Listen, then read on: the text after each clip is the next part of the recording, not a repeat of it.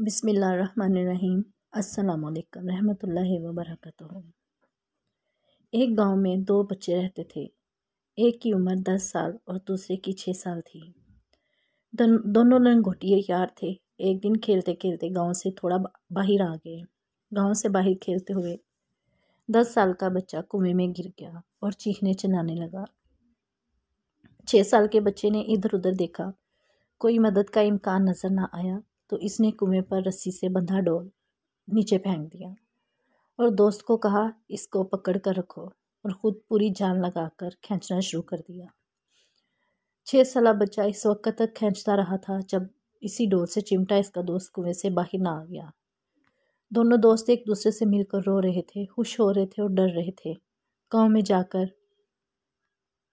اگر بتائیں گے کہ ہم گاؤں سے باہر گئے تھے اور بڑا کو دوست کنویں میں گر گیا تھا تو بہت ڈانٹ پڑے گی، مار پڑے گی، لیکن سب کچھ اس کے برخلاف ہوا۔ گاؤں میں کسی نے ان کی بات کا یقین نہ کیا اور سب یہی کہتے رہے کہ 6 سال کے بچے میں اتنا زور کہاں، وہ 10 سال کے بچے کو کنویں سے باہر کھینچ لے۔ پورے گاؤں میں ایک ہی دانا شخص رحیم چاچا تھا جس نے بچے کی بات کا یقین کیا۔ سب گاؤں والے مل کر رحیم چاچا کے پاس گئے اور پوچھا کہ آپ کو ان پر یقین ہے؟ انہوں نے کیسے کیا ہوگا؟ رحیم چاچا نے جواب دیا، بچے بتا تو رہے ہیں کہ کیسے کیا ہوا۔ بڑا کنویں میں گرا، چھوٹے نے اسے ڈول کی مدد سے کھینچ لیا۔ گاؤں والے خاموشی سے رحیم چاچا کا چہرہ تکتے رہ گئے۔ رحیم چاچا دوبارہ گویا ہوئے، سوال یہ نہیں ہے کہ وہ چھوٹا سا بچہ یہ کیسے کر پایا، سوال یہ ہے کہ وہ یہ کیوں کر پایا، اس کے اندر اتنی طاقت کہاں سے آئی؟ اس کا صرف ایک ہی جواب ہے، صرف ایک جواب، کہ جس وقت اس بچے نے یہ کیا اس ٹائم پہ اس جگہ پر دور دور تک کوئی نہیں تھا۔ اس بچے کو یہ بتانے والا کہ وہ یہ نہیں کر سکتا۔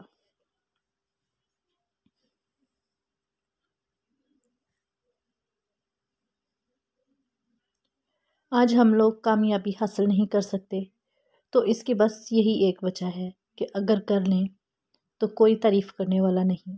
اپنے بچوں، اپنے ماتحتوں کو ان کی چھوٹی چھوٹی کوششوں پر حوصلہ افزائی کریں۔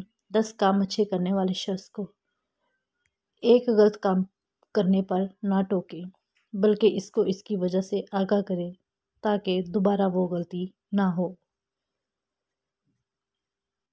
ہمیں اپنے بچوں کو اعتماد دینا ہوگا اور ان پر یقین کرنا ہوگا تاکہ وہ زندگی میں ایک کامیاب انسان بن سکیں اور ملک کے کام آ سکیں۔